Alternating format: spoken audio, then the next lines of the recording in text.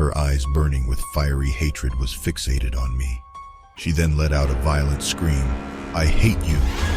With resolute determination, I responded, "I know you hate me. I have come to cast you out."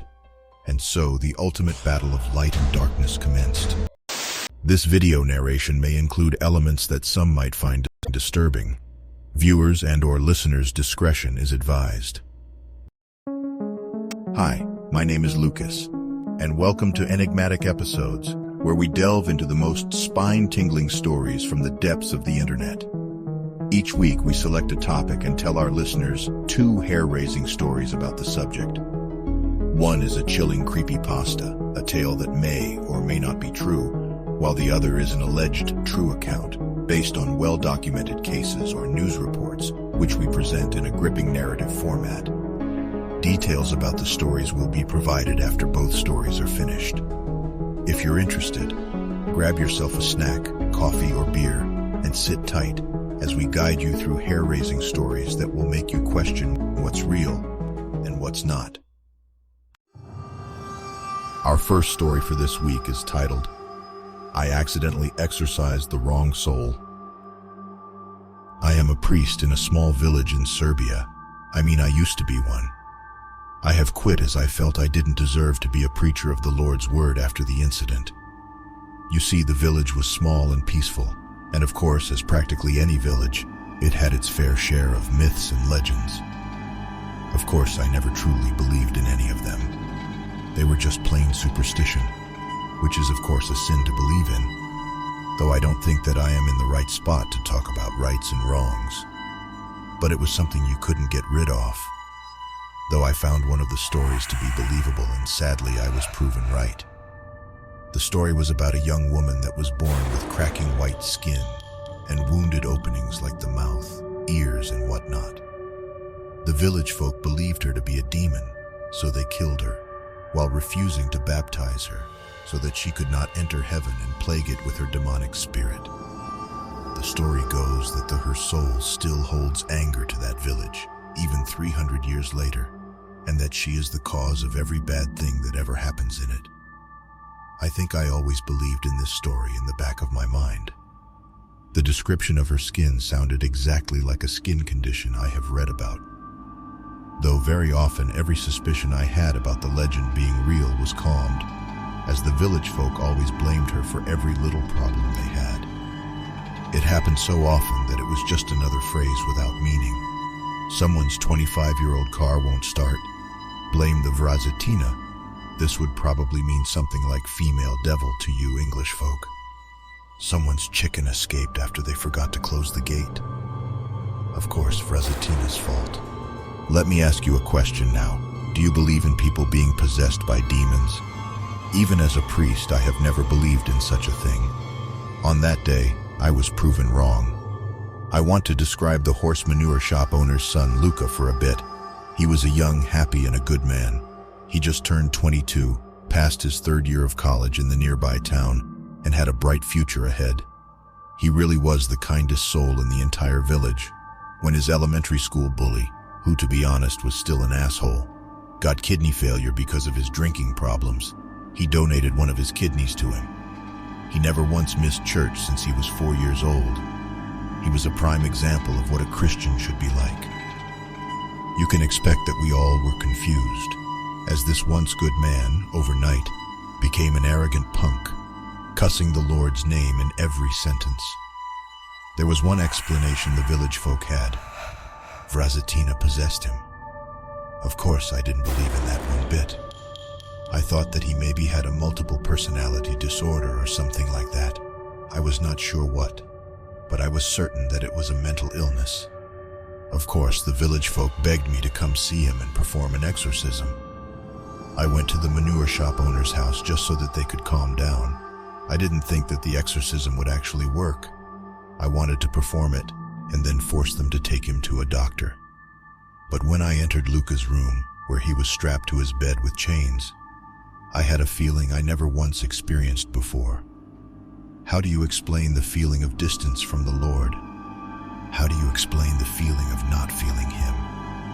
I guess it would be like trying to describe a color as like, you can't imagine it unless you see it, or this case, feel it with your own skin, with your own body being present in that room. Luca, or in this case his possessed body, was trying to break free from the chains and ties that locked his limbs to the edges of his bed. He was screaming all sort of obscurities, words I never imagined to hear leave his mouth. I prepared my holy water, my crucifix, my candles, and began the ritual. As I was saying the words, he screamed so loud that I still have a constant ringing noise in my left ear. His body was shaking. I believe I witnessed a man use his full strength, something that should only be possible in a complete life or death situation.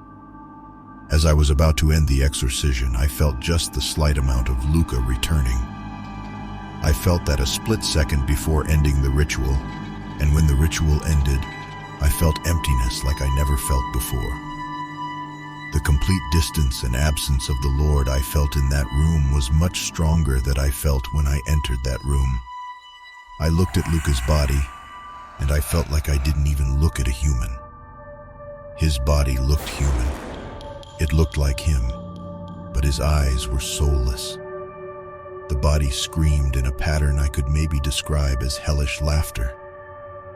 It wasn't trying to break free, almost as if it knew that it was not about to go back to hell. Almost as if the life or death situation was over. It wasn't strong enough to break free anymore. At that moment, I knew I fucked up. At that moment, I knew that somehow Luca's soul wasn't there anymore. And I hoped at that moment that the exorcism didn't cause his soul to be sent to hell instead of the demon. I didn't know what to tell his parents. I didn't know what to do. They kept asking me what happened to their son. But how do you explain to someone that you killed their child? How do you explain to someone that their child might ended up in hell because of you? The demon kept screaming to free it, screaming and cursing everything that is holy. I didn't know what to do. The parents noticed my panicked state, realized that their son was no longer there, and they killed the body with the demon inside using the father's hunting rifle. I witnessed someone shoot the body of their own son. I was not sure where the son's soul ended up. I thought only God could decide between someone's final destination, but this seemed like the demon bent around the rules. I hoped for the soul to be in eternal peace, but I was living in constant guilt and terror as I dreamt of him suffering every night. I would have probably shrugged it off as the brain making up scenarios to cope with fear, but I didn't believe that in this case. I always had dreams about where the local village folk ended up after death. I shrugged it off usually, as in most cases it made perfect sense. I dreamt about the nice people being in heaven while the assholes were in hell. It made sense usually, until I dreamt about the mechanic being in hell. It didn't make sense, as he was always such a nice guy, often fixing things up for free. Until 3 weeks later, his daughter confessed that he constantly sexually assaulted her and threatened to kill her if she ever spoke up. At that moment, I realized that the dreams were real. And when I constantly dreamt about Luca burning, I knew that he really is, and that it is completely my fault. That happened 30 or so years ago. I used to work as a regular bartender 5 cities away, but today I got fired because I kept getting drunk at work. But alcohol is the only way to at least temporarily forget my mistake. I don't know how to keep living with this guilt. Did you like our first story? We would be grateful if you could help us out by smashing the like and subscribe buttons. Your support would mean the world to our small channel, and we promise to continuously improve our content to keep you coming back for more. So thanks in advance, and now let's get on to our next story. The next story is titled, Clarita. My name is Lester, an American Pentecostal pastor and evangelist, and this story I'm about to tell you changed the course of my life forever. And it all started when I went to the Philippines. In the vibrant streets of Manila, there lived a young and enigmatic girl named Clarita Villanueva. Her life had been a tragic tale, filled with mystery and uncertainty. Haunted by the absence of her father, She grew up under the care of her mother, a spiritist and fortune teller. In their humble abode, Clarita witnessed supernatural spectacles unfold as her mother conducted seances, communing with the spirits of the dead and foretelling the future. Little did she know, her mother's talents were nothing more than an elaborate game, a means to deceive unsuspecting individuals and extract money from them. The world of the occult became her twisted reality. At the tender age of 12, tragedy struck once again as Clarita's mother passed away. With no immediate family to provide solace and guidance, she found herself adrift, swept away into the clutches of a perilous world. Falling into the hands of harlots, Clarita was forced into a life of prostitution, her innocence stolen at such a fragile age. The harlots became her teachers, molding her into a skilled seductress and teaching her the art of extracting money from men. As Clarita ventured from her island home to the bustling capital city of Manila, she discovered a refuge in its dark underbelly.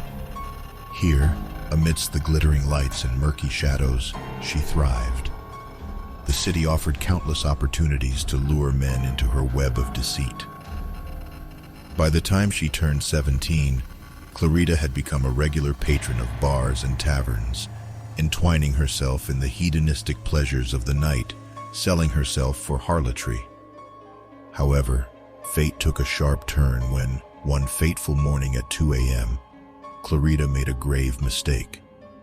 Unaware of the identity of her client, she propositioned an undercover police officer. Swiftly, the forces of law apprehended her, and she was whisked away to the ancient and foreboding Bilibid prison, the notorious city jail with a history spanning 3 centuries. Little did anyone know that Clarita's arrival would awaken a force of unimaginable terror within the prison walls. 2 days after her incarceration, an unprecedented phenomenon unfolded, gripping Bilibid prison in the clutches of fear. Unseen and unknown alien entities began to attack the young harlot, sinking their fangs deep into her flesh, leaving haunting imprints upon her body. The monstrous apparitions, one large and menacing, the other smaller but no less sinister, tormented her with simultaneous bites on her neck, back, legs, and arms. Blood flowed, mostly beneath her skin, from the grotesque wounds inflicted upon her. In sheer horror, the 17-year-old girl screamed and collapsed. The commotion roused the guards and medics who rushed to the women's division of the prison, guided by the distressed cries of the other inmates. Witnessing the writhing, tormented figure lying on a cot, they were left dumbfounded, unable to comprehend the unearthly horrors that had befallen the girl. Desperation engulfed Bilibid prison as the demonic attacks continued unabated. Dr. Lara, the prison physician, sought help from every corner, allowing doctors, professors, and professionals from different nations to analyze the baffling situation. The news media, with its insatiable appetite for the sensational, quickly caught wind of the unprecedented phenomenon. Reporters and journalists swarmed the prison, painting vivid pictures of the entities from Clarita's descriptions. The tale of the haunting bites spread like wildfire, capturing the attention of the world, with newspapers and news agencies in every corner of the globe sharing this spine-chilling story. However, skepticism abounded. One doubting doctor accused Clarita of orchestrating an act solely for the sake of publicity. In a chilling moment, Clarita locked her gaze upon the doctor and uttered an ominous prediction: "You will die." Although he felt nothing in that moment, the following day the doctor inexplicably passed away, shrouding the city in fear. Whispers spread, branding Clarita not only a harlot but a witch capable of cursing individuals to their death. Even the chief jailer would come face to face with the young girl's chilling power. Enraged by her rebellion, he lashed out, but Clarita met his gaze with cold, inhuman hatred, uttering the curse that sealed his fate. Within a mere 4 days, the jailer met his demise, becoming the second victim of her deadly curse. After hearing this story on a radio program, I was overwhelmed by a sense of responsibility and realized that I need to confront the darkness that is plaguing the girl and the whole prison. Let's just say I received a clear message from God. He wants me to go to prison and pray for the demonized girl. Thus, armed with my unwavering faith, I sought permission from the mayor's office to visit Clarita. I was rejected multiple times, but I did not falter. I tried, and tried until one day the mayor granted me a visit to the prison. When I arrived, I was escorted by the head doctor, Dr. Lara. Though skeptical, she reluctantly granted me access to the girl. As Clarita was escorted into the room, her eyes burning with fiery hatred was fixated on me. She then let out a violent scream. "I hate you!" With resolute determination, I responded, "I know you hate me. I have come to cast you out." And so the ultimate battle of light and darkness commenced. Clarita's blasphemous tirades against the divine Trinity filled the room, her eyes ablaze with fury, while I tried to command the evil spirit to release its hold on Clarita. I engaged the demon for 3 days, which tested my resolve when finally, a miraculous breakthrough occurred. The demon finally released Clarita. Clarita's countenance transformed as a wave of peace washed over her, and she uttered the words that brought hope to the bewildered onlookers. "He's gone." News of this event spread like wildfire, captivating the attention of the nation. Headlines screamed triumphantly, declaring the devil's defeat and the young girl's deliverance. Dr. Lara, overcome with jubilation, rushed to the mayor's office, exclaiming, "My God, Mayor, the devil is dead." However, I corrected her and emphasized that the devil is not dead, but that the girl had been healed. As the tale of Clarita's miraculous transformation unfolded, the city and the world marveled at the power that transcends the physical realm. The harlot-turned messenger of hope became a living testament to the forces of darkness being vanquished by unwavering faith and divine intervention. And within the depths of Bilibid prison, a flicker of hope rekindled, reminding everyone that even the most treacherous demons could be conquered when confronted with unwavering faith and the light of compassion. Did you like our stories for this week? All right, time to talk about their details. Our first story, "I Accidentally Exorcised the Wrong Soul," is a creepypasta from Reddit. All credits to this awesome story goes to Random Letter. We left the link to this story down below. As for our second story, Clarita. The story of Clarita Villanueva's possession in 1953 caught the attention of multiple news outlets, turning her ordeals into a global sensation. Her story was even published in a book called Bitten by Devils, written by none other than Lester Sumrall, the pastor and evangelist who performed the exorcism on Clarita Villanueva. But it wasn't just the media frenzy that made Clarita's case unparalleled. It was the first-hand accounts of numerous witnesses, all of whom attested to the inexplicable occurrences surrounding Clarita. Inmates incarcerated with Clarita, physicians, psychiatrists, and jail guards all gave their testimonies about unexplained events happening around Clarita. Even the mayor of Metro Manila at that time, a position of high authority, solemnly swore that bite marks would appear on Clarita's body out of nowhere. The story of Clarita etched itself into our history as one of the most compelling and mysterious accounts of demon possession to date. It stood as a reminder that the unknown remains ever present, lurking in the shadows, and that sometimes the most profound truths defy rational explanation. So how about you? Do you believe that demons can possess a human being? Or do you even believe in demons? We would love to hear your thoughts in the comment section below.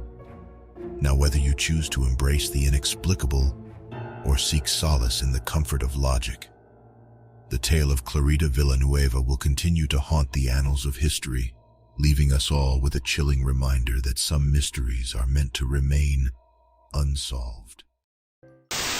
Thanks for tuning in to Enigmatic Episodes and for lending us your ears as we shared these spine-tingling tales. If you have any suggestions for topics or stories, or if you have a real-life creepy experience of your own to share, please don't hesitate to leave a comment below or connect with us on our Facebook account. All of our social media links are in the description box. We value each and every one of our listeners, and we read all of your messages, so feel free to drop us a line, and we'll do our best to reply. That's it for this week. We'll be back with more spooky stories next week. Again, my name is Lucas, and you've been listening to Enigmatic Episodes. Thank you so much.